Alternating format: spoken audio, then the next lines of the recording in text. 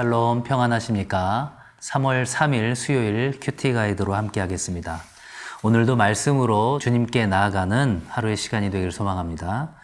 오늘 함께 묵상할 말씀은 히브리서 3장 1절부터 19절까지의 말씀, 날마다 주께로 28쪽과 29쪽입니다.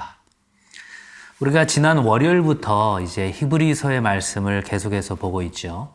히브리서 13장 전체의 말씀을 계속해서 묵상하면서 우리 성도분들이 반드시 계속해서 기억해야 하는 표현이 하나 있습니다. 그것은 바로 예수 그리스도의 우월성, 예수 그리스도의 탁월성입니다.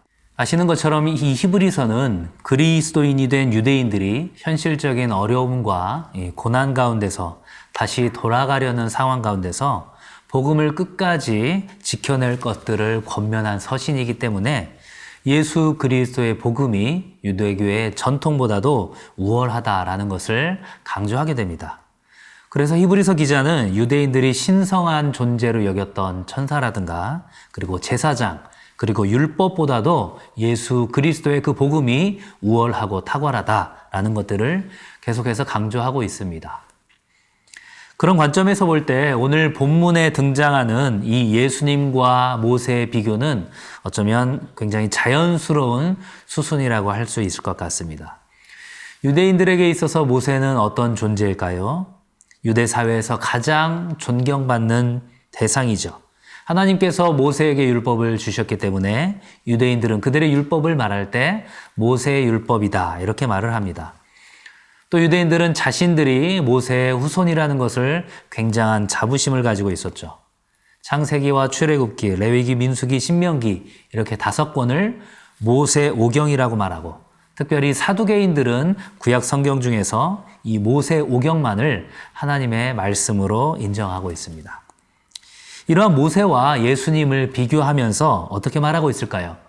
히브리서 기자는 모세를 깎아내리려는 것이 아니라 모든 유대인들의 존경의 대상인 이 모세의 헌신과 충성을 칭찬하고 있습니다.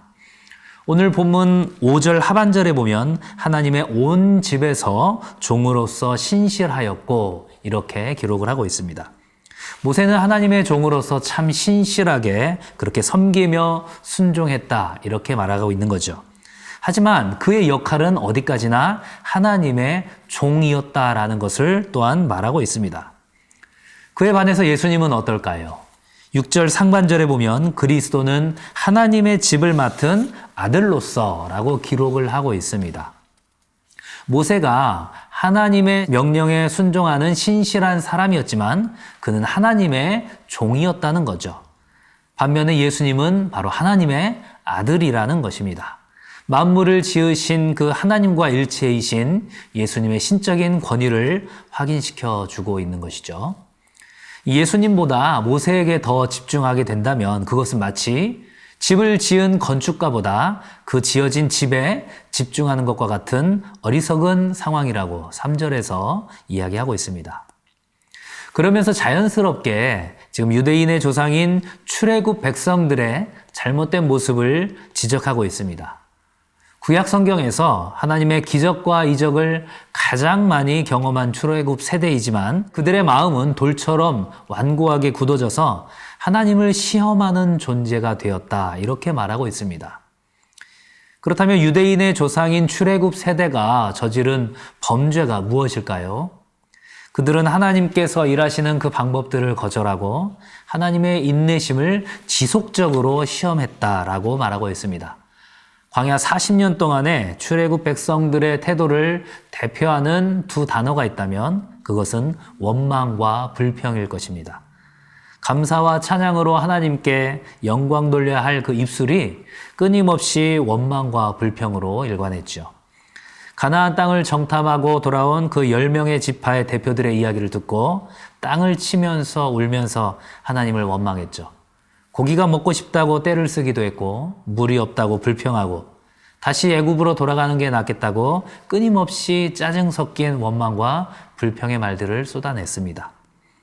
어쩌면 애굽으로 다시 돌아가겠다고 하는 이 그들의 원망과 불평이 현실의 어려움 속에서 다시 유대교로 돌아가겠다는 이 사람들과 너무나도 비슷해 보이기 때문에 지금 히브리서 기자가 이 부분을 언급한 것이 아닐까라는 생각이 듭니다. 그러면 히브리서 기자가 지금 마음이 흔들리고 있는 이 유대인 크리스찬들에게 권면하는 내용이 무엇일까요? 그것은 끝까지 굳게 잡으라는 것입니다. 그렇다면 무엇을 잡으라는 것일까요? 6절에서는 소망의 확신과 자랑을 잡으라고 이야기합니다. 뒤에서는 14절에서 우리가 시작할 때 확신한 것을 끝까지 굳게 잡으라고 말하고 있습니다. 여기서 말하는 소망의 확신과 자랑, 그리고 우리가 시작할 때 확신한 것은 그러면 또 무엇일까요? 바로 복음의 핵심적인 모든 내용들을 포함하고 있는 것이죠. 영접하는 자, 곧 그 이름을 믿는 자들에게는 하나님의 자녀가 되는 권세를 주셨으니 라고 말씀하신 그 요한복음 1장 12절의 말씀처럼 예수 그리스도를 내 인생의 주인으로 모신 모든 자들은 하나님의 자녀요 천국의 시민이 되는 특권을 주셨다는 것. 그리고 부활 승천하신 우리 주님께서 반드시 다시 오실 재림과 심판의 날이 있다는 것. 그리고 최후의 그 심판의 날까지 성령 하나님께서 우리와 항상 함께 하신다는 그 수많은 약속들을 말씀하고 있는 것이죠. 이 모든 것은 성령 하나님께서 하시는 일이지만 하나님의 자녀로서 믿음 안에서 한 형제가 된 우리가 해야 할 중요한 일들이 있습니다. 히브리서 기자가 오늘 본문 13절에서 권면하고 있는 내용이 바로 그것입니다. 오직 오늘이라 일컫는 동안에 매일 피차 권면하여 너희 중에 누구든지 죄의 유혹으로 완고하게 되지 않도록 하라. 아멘. 하나님의 말씀에 도무지 반응하지 않는 그러한 완고한 모습이 나타나지 않기 위해서 하나님의 동일한 자녀요 또한 형제된 우리가 서로를 매일 피차 권면하자는 것입니다. 무엇으로 권면을 할까요? 바로 오늘 큐티 제목처럼 말씀으로 권면을 하자는 것이죠. 하나님께서 성령을 통해서 우리에게 주신 그 믿음의 말씀을 붙잡고 서로 나아가기를 권면하자는 것입니다. 이것은 저와 같은 말씀 사역자들만 할 수 있는 것이 아닙니다. 코로나19의 상황 속에서 대면 접촉이 어렵다고 해서 불가능한 것도 아닙니다. 누구라도 그리고 언제든지 하나님의 말씀을 놓치고 사단의 속삭임에 노출된다면 거짓과 속임수에 당하게 된다는 사실을 우리는 기억해야만 합니다. 물론 이 모든 것은 성령 하나님께서 하시는 주권적인 일이죠. 지금 히브리서 기자가 우리의 노력으로 구원을 완성하라고 말하는 것이 아닙니다. 하나님께서 택정하신 당신의 자녀들을 반드시 이끌고 가신다는 칼빈의 5대 교리 중에 하나인 바로 이 성도의 견인을 믿음으로 받아들이기를 원하고 계시는 것이죠. 사랑하는 성도 여러분, 오늘을 살아가는 우리의 삶을 한번 생각해 볼까요? 히브리서가 기록된 이 1세기 이스라엘 사회만큼이나 신앙생활을 하기 힘든 시기가 된 것이 사실입니다. 하지만 분명한 사실은 이러한 특별한 어려움 속에서는 동시에 특별한 은혜가 있다라는 것입니다. 특별한 어려움이 있었던 광야 시대에는 동시에 하나님의 직접적인 손길이 있었다라는 것을 우리가 기억해야 합니다.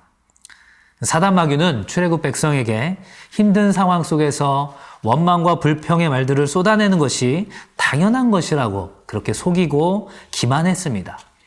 그리고 여전히 지금도 우리 성도들을 속이려 하고 있습니다. 그래서 우리의 마음이 굳어져서 하나님의 그 생명의 말씀의 씨앗이 열매 맺지 못하도록 끊임없이 시도하고 있지요. 그렇다면 우리는 어떻게 해야 할까요? 오늘 본문의 그 13절의 권면처럼 서로를 말씀으로 격려하면서 우리의 마음밭을 그렇게 기경해야 할 것입니다.